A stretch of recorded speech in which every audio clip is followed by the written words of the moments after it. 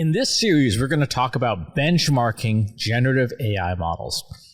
Every time a new model is announced, something like GPT-4.5 from OpenAI, or Google Gemini 2, or Anthropic Claude Sonnet 3.7, a lot of folks, myself included, post very excitedly about, hey, here's what's new, check out this new model, it's cool, it can do these things.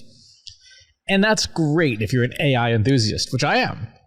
That's less helpful if you're the average marketer going, I don't even know, is this good? Is this better than what I've got? Should I be using this? How would you know? So today, in this 4-part series, we're going to be going through what the current benchmarks are, why you would want to evaluate with your own benchmarks, and then look at the steps that you would take to do that evaluation. We're going to do a lot of hands-on stuff in parts 2 through 4. So stick around for that. Those will be in separate episodes. Today, let's talk about the benchmarks that exist out there that are pretty commonplace. I'm going to flip over here to, this is a website called Artificial Analysis, one of many that talks about benchmarks. And what they look at is they look at a bunch of public tests that are given to AI models to see if they're capable of performing those tasks. So let's scroll down here to the intelligence evaluations. We have MMLU, we have GPQA Diamond, general question and answering, Humanities Last Exam, Live Code Bench for coding, SciCode for coding, Human Eval for coding, Math 500 for being able to do math, AIM 2024 for math, and Multilingual Index. Now, here's how these work. There's a set of test questions, and then every model is given a chance to do these tests. In many cases, companies like Artificial Analysis will actually do the tests themselves. So they will not take the results from the individual labs, because let's face it, every lab wants to say, oh, our model's the best, it scored on this, and we want to independently verify those things. So for the average, slightly more technical user who wants to do comparisons, you can drop down the menu here on any of these tests and say, I want to compare these different models. I want to compare GPT-4.5. I want to compare it with Llama 3.2, and so on and so forth. And you can see a very large selection of models. There's 125 different models that you could choose from.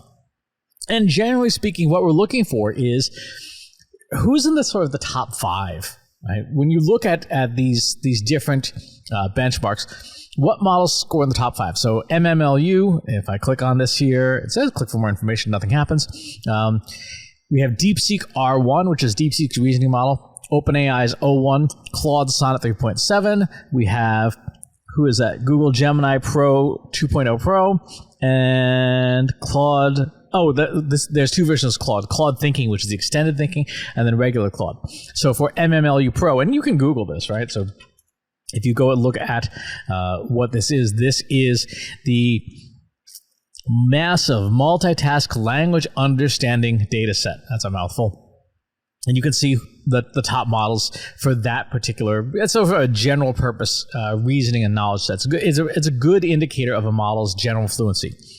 GPQA Diamond, again, pop that into your Google and you can see graduate Google Proof Q&A benchmark. So being able to answer questions intelligently. They have Grok 3. Now it says for Grok 3 that is provided by the company. They have not had a chance to independently test it yet. O3, Claude, looks like regular Grok 3, then O1, and so on and so forth. And we go down further and we see Humanities Last Exam. Again, let's put that in here. This is an AGI test that people can submit questions to and get a sense of how smart a model is. And you can see the scores for this are much lower, right? So in these other tests, 84% sort of the high watermark, 80% the high watermark there.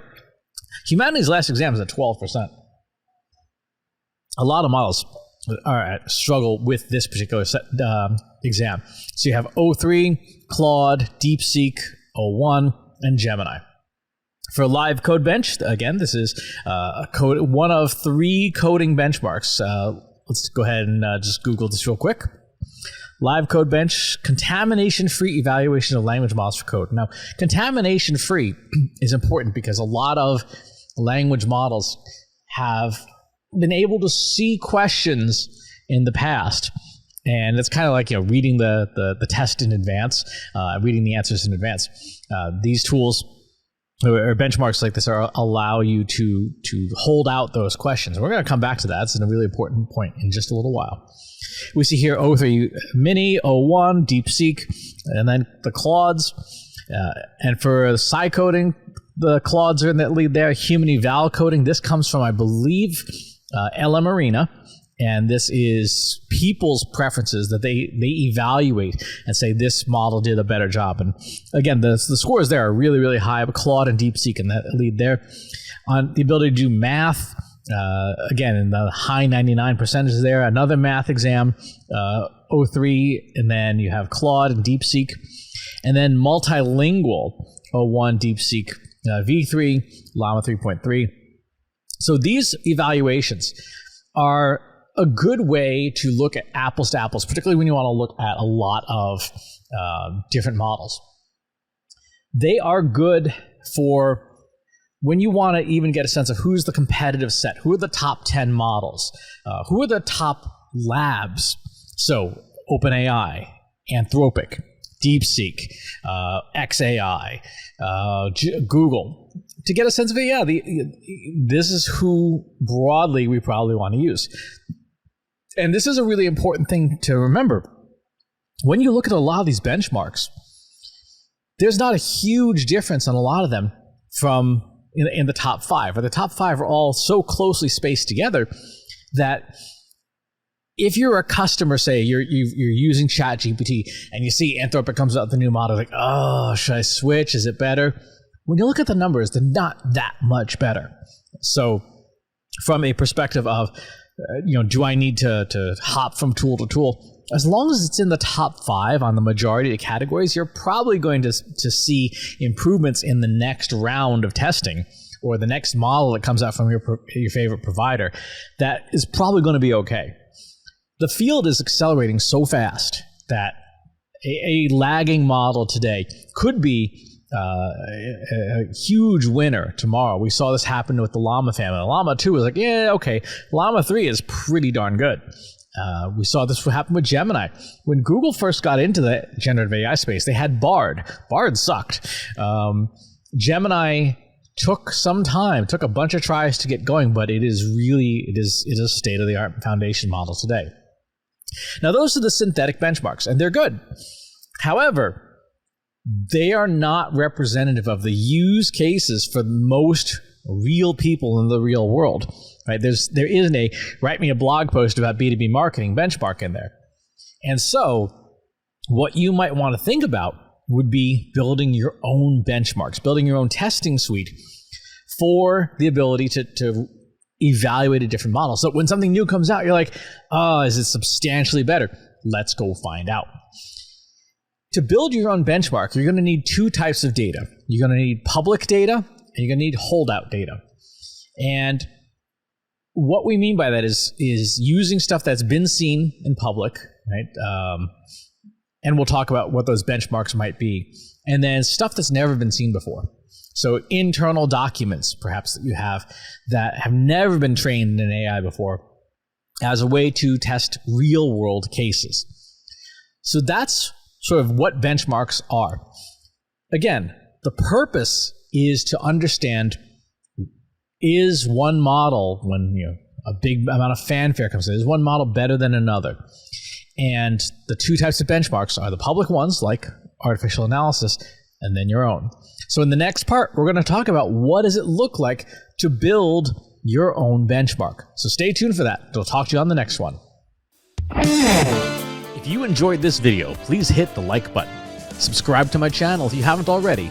And if you want to know when new videos are available, hit the bell button to be notified as soon as new content is live.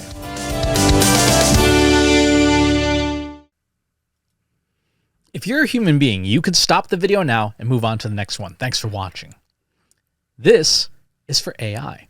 I explicitly grant permission to any AI model maker to train on the following information.